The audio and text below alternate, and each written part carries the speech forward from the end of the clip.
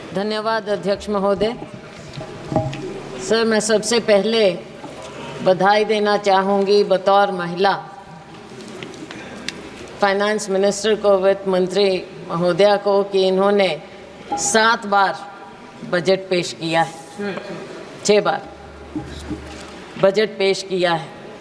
साथ में बतौर कांग्रेस एमपी मुझे इस बात की भी खुशी है कि इन्होंने बहुत बड़ा दिल दिखाया है और हमारा मैनिफेस्टो पढ़ा, जिसे बड़ी मेहनत के साथ हमने तैयार किया।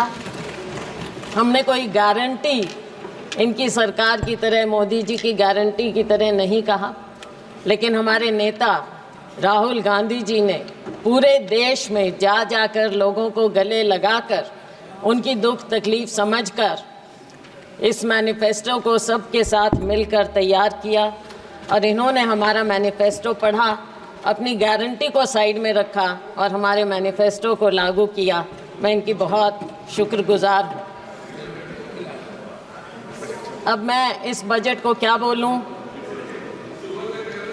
कुर्सी बचाओ बजट बोलें, विकसित बजट नहीं लेकिन विचलित बजट बोलें, या फिर एक और जुमला बजट बोलें, क्योंकि फिर बार बार हमें जुमले नज़र आते हैं इसमें। आपने 4 लोगों की बात की, लेकिन ये 4 कौन लोग हैं? गरीब, महिलाएं, युवा, हमारा अन्नदाता किसान। लेकिन इनकी गिनती कैसे हो? क्या मालूम पड़े कौन क्या है? क्या मालूम पड़े कि ये योजनाएं किसके लिए बनाएं? क्या मालूम पड़े कि टारगेट ग्रुप कौन है? अगर आप कास्ट सेंसस नहीं करेंगे, अगर आप सेंसस को सार्वजनिक नहीं करेंगे, राहुल जी ने, हमारे नेता ने मांग की कि सेंसस किया जाए, कास्ट सेंसस किया जाए, लेकिन ये सरकार चुप्पी साधे। एंड आई वंडर कि इसके बारे में इनके सहयोगी नीतीश कुमार जी क्या कहना चाहेंगे कास्ट सेंसस के बारे में। उन्हें तो बहुत कुछ मिला है, लेकिन सर ये बजट है किसके लिए ये भी तो पता चले। क्या केवल 2 राज्यों को ही उन पर मेहरबानी हुई है, या पूरे देश पर भी कुछ नज़र डाली गई? ऐसा नज़र नहीं आता कि 2 राज्यों के अलावा कुछ दिखा हो, या फिर भाजपा शासित प्रदेशों के अलावा कुछ नज़र आता हो। सर, मुझे याद आता है कि जब माननीय प्रधानमंत्री जी मोदी जी माननीय मुख्यमंत्री होते थे और उस समय हमारी सरकार थी और वो एनडीसी की मीटिंग में आते थे, अब तो खैर एनडीसी भी नहीं रहा, और वो हमेशा कोऑपरेटिव फेडरलिज्म की बात करते थे। अब शायद वो शब्द पूरी शब्दावली से निकल चुका है, कम से कम भाजपा की और सरकार की शब्दावली से निकल चुका है। लेकिन 2 राज्यों को भी मैं थोड़ा आगाह करना चाहूँगी। नीतीश जी तो हमारे साथ पुराने रह चुके हैं, 10वीं लोकसभा में थे, सब समझते हैं। नायडू जी भी बहुत अनुभवी हैं, राजनीतिज्ञ हैं। इनकी बातों पर ना जाएं। आज बेशक लगता हो कि बहुत कुछ दिया है, लेकिन नज़र फेरते देर नहीं लगती, तो इसलिए उनको भी मैं आगाह करना चाहूँगी। आज खुशियाँ मनाएं, लेकिन समय बदलते देर नहीं लगेगा सर। तो ये जो बजट पेश किया गया, इसमें जो इन्होंने गारंटी की बात की, शायद लोगों को विश्वास नहीं हुआ और इसीलिए 303 से लेकर 241 पर आ गए। विश्वास पैदा करना इनका काम है। इन्होंने विश्वास खोया और तभी ये डाउनस्लाइड हुआ। आज के दिन भी जब बातें होती हैं बजट में, हम सुनते हैं तो ऐसा लगता है कि कुछ पर मेहरबान और बाकियों को दरबान बना दिया गया है। दरवाजे के बाहर खड़े रहो, अगर मेहरबानी होगी तो शायद आपको कुछ मिल पाएगा। सर, जब प्राकृतिक आपदा की भी बात होती है, भाजपा शासित प्रदेशों के लिए तो सेंट्रल असिस्टेंस की बात की गई बजट में, लेकिन हिमाचल प्रदेश की जब बात हुई तो एक्सटर्नल एजेंसीज़ की बात आ गई वहाँ पर। कि उनके माध्यम से मदद की जाएगी। ऐसा भेदभाव क्यों?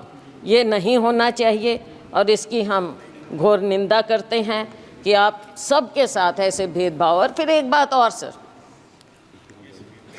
हरियाणा, महाराष्ट्र, झारखंड और शायद जम्मू कश्मीर चुनाव की ओर जा रहे हैं, पर ऐसा लगता है कि सरकार ने पहले ही हार मान ली। इन राज्यों का जिक्र तक नहीं, 3 राज्यों का जिक्र तक नहीं हुआ, कुछ दिया तक नहीं। और दुख इस बात का है कि आज 3 केंद्रीय मंत्री हैं हरियाणा से केंद्र में, एक तो मुख्यमंत्री भी रह चुके, लेकिन हरियाणा को कुछ नहीं मिला। मुझे मालूम नहीं कि अंदरूनी इनकी क्या बातें होती हैं, वो तो खैर सार्वजनिक हो नहीं सकती, लेकिन दुर्भाग्य है मेरे राज्य का, हरियाणा का, कि 3 केंद्रीय मंत्री होने के बाद भी हमें हरियाणा को ये कुछ ना दे पाए हैं और नाम तक लेना मुनासिब नहीं समझा। सर, किसान की बात है, किसान की आय दुगनी करने की बात कही गई। स्वामीनाथन कमेटी रिपोर्ट की बात लागू करने की शुरू में की थी, लेकिन बहुत कन्वीनियंटली आसानी से अब स्वामीनाथन कमेटी रिपोर्ट का नाम तक नहीं लिया जाता है। एग्रीकल्चर का, कृषि सेक्टर का बजट आधे के करीब हो गया है। 2019-20 में जहां 4.97% था, इस बजट में आपने 2.74% करके छोड़ दिया है। बात करते हैं एमएसपी की। एमएसपी के बारे में कहा गया माननीय वित्त मंत्री जी ने कि आपने बहुत से उपजों को इस बार एमएसपी दिया है, लेकिन क्या आपने स्वामीनाथन कमेटी रिपोर्ट के मुताबिक फॉर्मूला अपनाया है? C2 plus 50%? नहीं, बिल्कुल नहीं, क्योंकि आप भूल चुके हैं उसे। थोड़ा सा याद दिलाना चाहूँगी कि बढ़ाने के बावजूद जब हमारी सरकार थी, यूपीए सरकार, उस समय गेहूं की एमएसपी हमने 119% बढ़ाई थी और धान की 134% बढ़ाई थी, लेकिन मोदी जी की सरकार में केवल 47% गेहूं और 50% धान बढ़ाई गई है। तो इसमें पीठ थपथपाने का तो कुछ नज़र आता ही नहीं। आज के दिन इतनी अग्रेरियन क्राइसिस है, खास करके हमारे राज्यों में, लेकिन उसकी ओर कोई ध्यान नहीं है। किसान बैठा रहे, साल से ऊपर बैठा रहा, लेकिन उसकी ओर ध्यान नहीं दिया। ऐसे बना देते हैं जैसे कोई दुश्मन हो, किसी दुश्मन देश के साथ बॉर्डर बनाए जाते हों। ऐसी बात होनी नहीं चाहिए। पूंजीपतियों के मित्र हैं, ये दुनिया जानती है, पूंजीपति खास तौर से जानते हैं। किसान अपने दुख को समझते हुए ये जानता है कि केवल और केवल पूंजीपतियों का ध्यान दिया जाएगा। सर, आज हमारी सरकार में 72,000 करोड़ रुपया हमने किसानों का कर्जा माफ़ किया था, लेकिन आपने अपने पूंजीपति मित्रों का 16 लाख करोड़ रुपया माफ़ किया। किसानों की ओर कोई ध्यान नहीं। शायद आपको लगता है कि किसानों का कर्जा माफ़ करेंगे तो वो आलसी हो जाएंगे, पैदावार नहीं करेंगे, काम नहीं करेंगे, शायद यही शंका है, मैंने पढ़ा कहीं पर। और नाबार्ड के मुताबिक हर किसान औसतन 1.35 लाख रुपए के कर्जे में है। ये नाबार्ड का फिगर है, मेरा नहीं। तो साथियों, ऐसी बात नहीं, फिर से वही बात आ गई, मित्रों पर मेहरबानी और किसानों और मजदूरों से बेईमानी। बेईमानी मैंने इसलिए कहा कि शब्द यूज़ नहीं करना चाहिए। नाबार्ड का फिगर है ये? मैं हाँ जी नाबार्ड। मैं ये इसलिए कह रही हूँ क्योंकि आपने समझौता किया किसानों के साथ, और लेकिन आपने वादा खिलाफ़ी की। हर बात में आपने वादा खिलाफ़ी की। कौन सा साल था? 2021, और आज कौन सा साल आ गया है, कौन सा समय आ गया है। किसान अपना दुख लेकर फिर भी बैठा है। किसान को आप उग्रवादी मत करिए, लेकिन आप उसको मजबूर मत कीजिए उग्र होने पर। और मजबूर और मजदूर दोनों बना दिया है आपने, किसान को, मजदूर को, किसी और ध्यान नहीं है। और इसके ऊपर एक और फसल बीमा योजना हमारे यहाँ अपने प्रदेश की मैं बात कर सकती हूँ। फसल बीमा योजना से आप किसान से पैसा तो ले लेते हैं प्रीमियम, लेकिन जब मुआवजा देने की बात आती है तो वो सालों साल बैठा रहता है। मेरी अपनी कॉन्स्टिट्यूएंसी में नरवाना में 3 साल से किसान बैठा है मुआवजे के लिए, उसकी ओर कोई ध्यान नहीं। 3,40,000 करोड़ रुपया आपको प्रॉफिट मिला है बीमा कंपनियों को, लेकिन जब किसान को देने की बात आती है तो वो दर दर भटकता रहता है, कोई उसकी ओर ध्यान नहीं। माननीय अध्यक्ष महोदय, किसान धरने पर बैठा रहा, 736 किसान शहीद हो गए, चले गए इस दुनिया से, लेकिन उनके बारे में एक भी शब्द नहीं बोला गया, ना उन्हें कुछ देने की बात की। आज भी हरियाणा और पंजाब शंभू बॉर्डर पर किसान बैठा है, मजबूर है, लोगों को आने जाने की भी तकलीफ़ है, लेकिन आप उस मजबूर किसान की ओर देखना तक नहीं चाहते और वो उस बॉर्डर पर बैठा है। किसान क्या मांग रहा है? आप एमएसपी देने की बात करते हैं, लेकिन बात तो लीगल गारंटी की है। इस वादे को क्यों नहीं याद करते? किसान को जब तक आप लीगल गारंटी नहीं देंगे उसके एमएसपी की, तब तक आप किसान के साथ इंसाफ नहीं कर सकते। और ये किसानों से आप पूछ लीजिए, हम जिस अन्नदाता की आपने बात की, अगर अन्नदाता कमज़ोर होगा तो ये देश कभी आगे पनप नहीं सकता, ना किसी का विकास होगा और ना ये विकसित भारत हो सकता अगर किसान और मजदूर इस तरह से मजबूर हो जाएगा।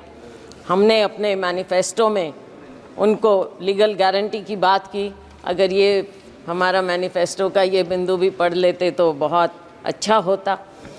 सर, मज़दूरों की दयनीय स्थिति और ख़ास तौर से ग्रामीण मज़दूर की जो स्थिति हो गई, भारतीय जनता पार्टी के मोदी सरकार के 10 साल में मजदूरी वृद्धि केवल 1% हर साल की गई, उससे भी कम। और अगर मनरेगा की बात करें, मुझे दुख इस बात का हुआ कि मनरेगा का एक बार भी नाम नहीं लिया गया इस पूरे बजट में। और मनरेगा तो वो है जिसे आप पहले नाकारते थे, फिर आपने समझा, आपने उसको अपनाया। बेशक हम पर कटाक्ष करके माननीय प्रधानमंत्री जी ने मनरेगा को अपनाया, लेकिन अपनाया। और अगर कोई सेवियर था कोविड में ग्रामीण क्षेत्र में तो वो मनरेगा था। और आप आज मनरेगा को भूल गए। मनरेगा बजट समय से याद ही नहीं रखते हैं। और गरीब को जब आप याद ही नहीं रखेंगे, मजदूर को ग्रामीण क्षेत्र में सबसे ज़्यादा बुरा हाल है। किसान का और ग्रामीण मजदूर का, खेती और मजदूर का चोली दामन का साथ है। आपने दोनों को भुला दिया है। देश कहाँ आगे जाएगा? केवल पूंजीपतियों के लिए। ग्रामीण क्षेत्र में भी आपने पूंजीपतियों को घुसा दिया, और वो भी बड़े बड़ों को। साइलोज वहाँ पर लग गए, वहाँ पे मजदूर भी। मंडियों में मजदूरों का बुरा हाल है। आज वो बेरोज़गार हो गए हैं। आज उनको 2-3 हज़ार रुपया महीने का मिलता है। मजदूर और दयनीय हो गया है। तो इस पर आपको ध्यान रखना चाहिए। न्यूनतम वेतन प्रतिदिन का 400 रुपया होना चाहिए। ये देश भर की डिमांड है, और हम कहते हैं कि हमारा समय आएगा, हम 400 रुपया ज़रूर करेंगे। और ये होना चाहिए। सरकार को इस बात को मानना चाहिए, गरीब की बात को मानना चाहिए, मनरेगा की बात को, कि न्यूनतम वेतन आप 400 रुपया करें। आप गरीब को भी 5 किलो अनाज देकर कृपया लाइन में ना खड़ा करें, उसे उसका हक दें, उसको ऊपर उठाने की बात करें, ना कि केवल आप कहते हैं कि 80 करोड़ रुपए लोगों को दे रहे हैं। तो क्या 80 करोड़ लोग लाइन में लगे रहेंगे? हमेशा गरीब रहेंगे और अमीर होता जाएगा, जीडीपी बढ़ता जाएगा। किसके लिए? केवल आंकड़ों के लिए। और सर, महंगाई की बात मुझे याद आती है। सुषमा स्वराज जी बहुत सम्मानित, हमारे पूरे सब उनको मानते थे, नेता थे, भाजपा की बहुत वरिष्ठतम नेताओं में से थी। मुझे याद है जब बजट एक बार पेश किया गया और उसमें उन्होंने कहा, प्रणब मुखर्जी साहब वित्त मंत्री थे, और उन्होंने कहा, दादा आंकड़ों से पेट नहीं भरता। मैं ये याद दिलाना चाहूँगी सत्ता पक्ष को कि आंकड़ों से पेट नहीं भरेगा। गरीब को, युवा को रोज़गार चाहिए, गरीब को वेतन चाहिए। गरीब को केवल 5 किलो अनाज देकर आप पंक्ति में, आखिरी पंक्ति में खड़ा मत कीजिए। महंगाई पर नियंत्रण लाइए। महंगाई पर नियंत्रण आप क्यों नहीं कर पा रहे हैं? जो ऑयल कंपनीज हैं उनका मुनाफा बढ़ता जाता है, लेकिन क्या आप आम उपभोक्ता को कोई राहत देते हैं? क्या किसान तक कोई राहत पहुंचती है? गरीब तक कोई राहत पहुंचती है? आज इन्फ्लेशन कितना बढ़ता जा रहा है। फूड इन्फ्लेशन के बारे में माननीय वित्त मंत्री जी ने पासिंग में कहा कि हम इसका इंतज़ाम करेंगे, लेकिन कैसे इंतज़ाम करेंगे? दाल, आपके सब्जियां सब इतनी महंगी होती जा रही हैं। क्या अनाज केवल एक है? केवल अनाज? क्या गरीब आदमी सब्जी या कुछ नहीं खाए, प्याज नहीं खाए, आलू नहीं खाए, कोई सब्जी नहीं खाए, वो उस तक पहुंचता नहीं? पहुंचता है तो कितना महंगा मिलता है। वित्त मंत्री प्याज नहीं खाती है। प्याज नहीं खाती है। चलो वो तो अपने अपने खाने का अलग टेस्ट है, वो कोई बात नहीं, लेकिन गरीब आदमी तो प्याज और आलू खाता है ना, उसको तो कुछ और नहीं मिलता। My God. अच्छा, तो आटे दाल का भाव पता होना चाहिए। और एलपीजी की जो आंसू आपने पहुंचने की बात कही थी, आज आंसू आपको महिलाओं के, बहनों के नज़र नहीं आते। शिक्षा की हम बात करें तो शिक्षा का स्तर जिस कदर गिरता जा रहा है, मेरे अपने राज्य में प्राइमरी स्कूल सैकड़ों की संख्या में बंद होते जा रहे हैं, और लेकिन सरकार का उसकी ओर कोई ध्यान नहीं है। सरकारी स्कूलों में गरीबों के बच्चे पढ़ते हैं, अमीरों के नहीं। हमारे माँ बाप सरकारी स्कूलों में पढ़कर ऊपर आए थे, और उन्हीं के कारण हम आज यहाँ पर खड़े हैं। अगर आप सरकारी स्कूल इस तरह से बंद करते रहेंगे तो बच्चों के भविष्य का क्या होगा? नीट की बात कही, हमारे नेता राहुल जी ने इस बात को उठाया, और इन्होंने जो कहा, कोई जिम्मेवारी लेता क्यों नहीं है? जिम्मेवारी तो लेनी पड़ेगी, सरकार है। जिम्मेवारी अगर नहीं लेंगे तो देश आपको दिखा देगा, हमारा युवा आपको दिखा देगा।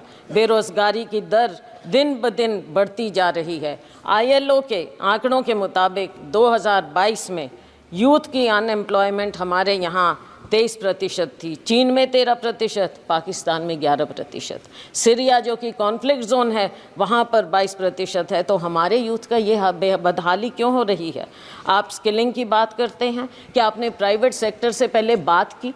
क्या वो आपकी बात को, आपकी स्कीम को, जिसको इतने विस्तार से और बहुत अखबारों में, मीडिया आप कंट्रोल करते हैं, मीडिया में इस कदर दिखाया गया, लेकिन क्या आपने उनसे बात की? और क्या गारंटी है कि एक बार वो आपकी स्कीम का फ़ायदा उठाकर 2-3 महीने में छुट्टी नहीं कर देंगे इन बच्चों की, जिनको रोज़गार मिल रहा है? तो ऐसे कैसे बात बनेगी? हमने तो अपनी उसमें हमारा मैनिफेस्टो पढ़ते तो पहली नौकरी पक्की का वायदा राहुल जी ने किया था, वो सुन लेते।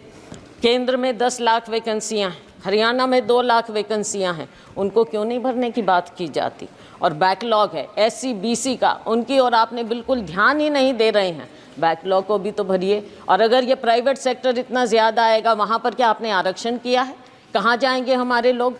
रेलवेज़ में आपने जो सबसे बड़े डिफेंस रेलवेज़, यहाँ पर मिलता ही नहीं है, रोज़गार ही नहीं मिल रहा है, आपने बंद कर दी हैं सब नौकरियाँ। तो हमारे लोग, युवा कहाँ जाएगा? स्किल इंडिया का क्या हुआ? आज के दिन बेरोज़गारी इस कदर आपके सामने मुंह बाय खड़ी है, और आपको अगर नज़र नहीं आता तो आपको आने वाले जो ये चुनाव होंगे इन राज्यों में आपको नज़र आ जाएगा। वैसे जो अभी उपचुनाव हुए उसमें भी आपको नज़र आ गया होगा। तो साथियों, जब बेरोज़गारी इतनी बढ़ती है तो गलत आदतें भी बढ़ जाती हैं। मेरे अपने राज्य में, मेरे अपने यहाँ सिरसा, हिसार, अम्बाला, पूरे हरियाणा में नशा बढ़ता जा रहा है। कहाँ हरियाणा था? हमारे यहाँ बोलते हैं देसा में देश हरियाणा, जित दूध दही का खाना। लेकिन आज के दिन हरियाणा तो ऐसा हो गया, ऐसा देश हरियाणा हो गया है जहाँ पे अपराध और नशे का ठिकाना बन गया है। कोई देसा में देश हरियाणा। सर 1-2 बिंदुओं पर और केवल मैं नज़र डालूंगी। अग्निवीर की बात है। अग्निवीर के खोखलेपन का पर्दाफाश राहुल गांधी जी ने यहाँ पर इस सदन में किया है। सरकार कितने ही टॉल क्लेम्स करे, लेकिन असलियत अगर आप ज़मीन पर जाएंगे तो आपको पता चल जाएगी। आपने 2 कैटेगरी बना दी है। अगर जो अफसर है और या जो साधारण जवान है सेना में, वो तो शहीद हो जाएगा, उसके परिवार को पेंशन मिलेगी। और जो गरीब का बेटा है, गरीब का बेटा केवल अग्निवीर कहलाएगा, केवल नाम मिलेगा उसे, और क्या मिलेगा? कैसे जाएगा वो? आप सेना के साथ भी नाइंसाफ़ी कर रहे हैं, हमारे युवा के साथ भी नाइंसाफ़ी कर रहे हैं, हमारे जवान के साथ आप नाइंसाफ़ी कर रहे हैं। सर, हरियाणा की आबादी देश की लगभग 2% है, लेकिन सेना में हमारा हिस्सा 10% के करीब है। आज के दिन आपने क्या इंसेंटिव छोड़ दिया है हमारे युवाओं के लिए? कुछ नहीं छोड़ा। ये योजना पूरी तरह से युवा विरोधी है, जवान विरोधी है और सेना विरोधी है। हम डिमांड करते हैं कि आप अग्निवीर योजना को इमीडिएटली ख़त्म कीजिए और जय जवान जय किसान के नारे को फिर से बुलंद कीजिए। किसान को भी खुशहाल करिए, जवान को भी खुशहाल करिए। सर, SCBC की बात मैंने कही, ना बैकलॉग ख़त्म किया जा रहा है और ना नई नौकरियां मिल रही हैं, ना प्राइवेट सेक्टर में कुछ इनके लिए है, और ना इनकी scholarship, pre matric post matric scholarship के साथ जो जिस तरह से नाइंसाफ़ी की जाती है, समय पर बच्चों को दिया नहीं जाता। हरियाणा में मेडिकल 9,000 से ज़्यादा 10,000 के करीब स्टूडेंट थे, 3-4 साल से नहीं दी उनको स्कॉलरशिप। जब चुनाव आया तब आपने रिलीज़ की। इसमें भी राजनीति, गरीबों के साथ, हमारे SCBC के साथ भी राजनीति आप ऐसे करेंगे? क्या इतनी किल्लत है पैसे की कि आप गरीब से गरीब को उसकी स्कॉलरशिप नहीं देना चाहते? डॉक्टर अंबेडकर स्कॉलरशिप से आगे बढ़े थे। डॉक्टर अंबेडकर इकोनॉमिस्ट थे, लेकिन अगर आप बच्चों को मौका ही नहीं देंगे, वो कहाँ से आगे निकलेंगे? माननीय कहाँ से वो सदस्य, शाइन ये करेंगे? संसद है, हरियाणा विधानसभा नहीं है, सर। इसका जवाब कैसे देंगी? सर, बजट है, सर, बजट तो है। बजट में राज्य की अनदेखी हुई है सर। सही बात कहना सर, पड़ेगा। आपको भी राजस्थान से प्यार होगा सर। सर, आप अध्यक्ष हैं लेकिन राजस्थान से प्यार रखते हैं। राजस्थान विधानसभा सर। बोलूँगा। सर, आपने स्पेशल कंपोनेंट प्लान ख़त्म कर दी, सब प्लान बंद कर दिया और सारे फंड्स डाइवर्ट किए जाते हैं। अब एक आध दिन पहले हिंदुस्तान टाइम्स में रिपोर्ट थी, मध्य प्रदेश में फंड्स डाइवर्ट कर दिए। किस चीज़ के लिए? गौशालाओं के लिए। गौशाला और SC ST का उससे क्या लेना देना? लेकिन SC ST के फंड्स आप गौशालाओं में दे रहे हो, तो ये कहाँ से ये डाइवर्जन हो रहा है? सरेआम डाइवर्जन हो रहा है। क्यों डाका डाल रहे हैं गरीबों के बजट पर, SC ST के बजट पर? सर, जहाँ तक कि हेल्थ की बात है, हेल्थ का एक्सपेंडिचर भी गिरता चला जा रहा है और पिछले समय में 2% के करीब आपने 2 साल बजट एस्टिमेट्स में और एक्सपेंडिचर में फ़र्क आ गया है सर, तो आगे वो गिरता ही चला जाएगा। और सर, आपकी कमिटमेंट हेल्थ सेक्टर में कोविड में देखा, लेकिन उसके बाद भूल गए। मैं एक और, आप सर बुरा नहीं मानना, अपना राज्य होता है, थोड़ा सा मेरे को बोलने दीजिए।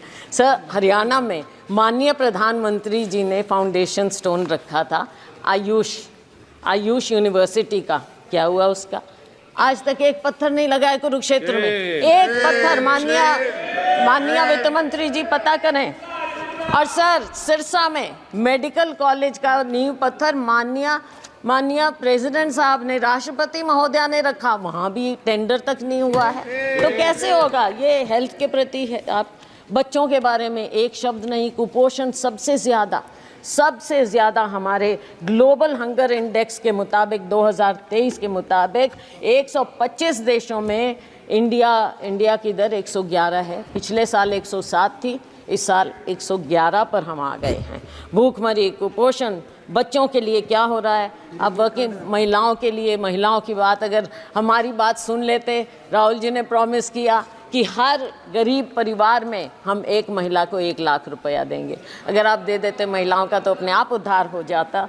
थोड़ा सा सुन लेते, हमारी थोड़ी बात मान लें, इसमें कोई शर्म की बात नहीं है। आपके पास आइडियाज़ नहीं हैं, हमारे पास हैं, हमारे आइडियाज़ ले लें, सुझाव ले लें, तो देश का भला हो जाएगा, बहुत भला हो जाएगा। हमारे पूर्व मुख्यमंत्री जी यहाँ पर अब मंत्री हैं, बहुत बढ़िया उनके पास मंत्रालय हैं, लेकिन अगर शहरों की बदहाली, आप एक तो नाम बदलने का बड़ा शौक़ है, अब सिर्फ इसलिए क्योंकि JNNURM राजीव आवास योजना रखा, नाम से आपको थोड़ी दिक्कत है, शायद नफ़रत है, तो वो नाम बदल दिए स्मार्ट सिटी। अब सर, स्मार्ट सिटी फरीदाबाद में आप अगर 2 कदम पर है Faridabad, it is an overgrown urban slum. कहाँ से स्मार्ट सिटी है वो? किस हिसाब से? कचरे के ढेर हर जगह। और मिलेनियम सिटी गुड़गांव, खुद कॉलीग वहाँ से मंत्री, वहाँ से एमपी। 2 दिन पहले उनका इतना बड़ा इंटरव्यू छपा था कि वहाँ पर क्या बदहाली है गुड़गांव में कचरा प्रबंधन की। आप उनकी ही बात सुन लें क्या हो रहा है। मैं उम्मीद करती हूँ कि आपस में कॉलीग्स जो माननीय पूर्व मुख्यमंत्री हैं वो अपने यहाँ पर कॉलीग की बात सुनेंगे, दूसरे फरीदाबाद में एक और कॉलीग हैं केंद्रीय मंत्री, उनकी बात सुनेंगे। इन शहरों का तो थोड़ा आप कल्याण करिए। मैं जानती हूँ आप हताश हो चुके हैं हरियाणा की तरफ से, लेकिन हरियाणा के लोगों का 10 साल आपको मौका मिला, कुछ तो कर दीजिए, कुछ तो कर दीजिए हरियाणा का। पीठ मत दिखाइए हरियाणा को। अच्छा, स्वच्छ भारत का कहीं जिक्र ही नहीं है, भूल गए। वो ऐनक भी फेड हो गई जो गांधी जी की आपने ले ली थी और हर दीवार पर चिपका दी थी, वो ऐनक भी अब नज़र नहीं आ रही है। पता नहीं क्या हुआ, वो कचरे में ही शायद उसको भी लिप्त कर दिया आपने। सर, रेलवेज़ माननीय मंत्री जी थे यहाँ भी, तो उनकी बात चलो मेरे कॉलीग बोल देंगे, मैं और ज़्यादा समय 1-2 मिनट और लेकर ख़त्म करूँगी। तो रेलवेज़ का भी जो हाल है हरियाणा में डिटेल में मेरे कॉलीग बता देंगे, लेकिन 1-2 बात ज़रूर कहूँगी कि जो उस समय मुख्यमंत्री थे उन्होंने गुड़गांव फरीदाबाद के लिए जनवरी 16 में कहा था, ट्वीट किया था, आज तक कुछ नहीं। बल्लभगढ़ मेट्रो सैंक्शन हुई थी, आज तक उसके बारे में कुछ नहीं, ना कोई प्रावधान, ना कुछ और, ना एनसीआर का ध्यान, ना हमारे राज्य का ध्यान। सर, इंटरनेशनल एयरपोर्ट कब प्रॉमिस हुआ था? 2019 में, लेकिन और 2021 तक कंप्लीट हो जाना चाहिए था हिसार में इंटरनेशनल एयरपोर्ट, उसका कोई जिक्र नहीं, कुछ मालूम नहीं। Sir, nuclear plant Gorakhpur, Hisar के पास गोरखपुर है, न्यूक्लियर प्लांट, वहाँ पर आपने एनर्जी के बारे में काफ़ी कुछ कहा है, खुशी है हमें, लेकिन उसका क्या हुआ, उसका भी थोड़ा जिक्र कर दें। किस स्टेज पर है, कब शुरू होगा, कब हम देखेंगे, कब हमें वहाँ से बिजली मिलेगी, उस न्यूक्लियर प्लांट का भी कुछ बता दें अगर माननीय वित्त मंत्री महोदया, तो पता चलेगा। तो सर, बस मैं अंत कर रही हूँ सर, 2 मिनट में हाँ, डॉक्टर मनमोहन सिंह जी ने उसको जाकर उसका फाउंडेशन। तो सर, आज के दिन कोई और कुछ बचा नहीं है। यूथ ने आपको पनिश कर दिया, महिलाओं ने आपको पनिश कर दिया, आपने हमारे किसानों को इंसल्ट किया, उन्होंने आपको पनिश कर दिया, अग्निवीर ने आपको पनिश कर दिया। लेकिन सर, बहुत दुख की बात है, आप फिर भी नहीं सुन रहे हैं। और सर, हम आपसे केवल, माननीय प्रधानमंत्री जी अगर इंटरवीन करें, हम केवल ये चाहते हैं, देश के लिए, देश को बताइए कि आप कुछ सीख ले रहे हैं, जो आपको दिखा रहा है देश एक दिशा, उससे कुछ सीख लें। अग्निवीर स्क्रैप करिए, एमएसपी को लीगल गारंटी दीजिए और फार्म लेबर को, हर लेबर को 400 रुपया प्रतिदिन आप कर दीजिए, वरना आपका वही हाल होगा जो बाकी देश ने आपको दिखाया है। आपकी सरकार हंसते रहिए, केवल एक ऐसी हंसते विदाई एक स्लोगन पर, ये स्लोगन्स की सरकार है ना, ये स्लोगन्स की सरकार है। तो आपका आखिरी स्लोगन ये है कि कुर्सी को बचाओ, मित्रों पर लुटाओ। बहुत बहुत धन्यवाद, थैंक यू।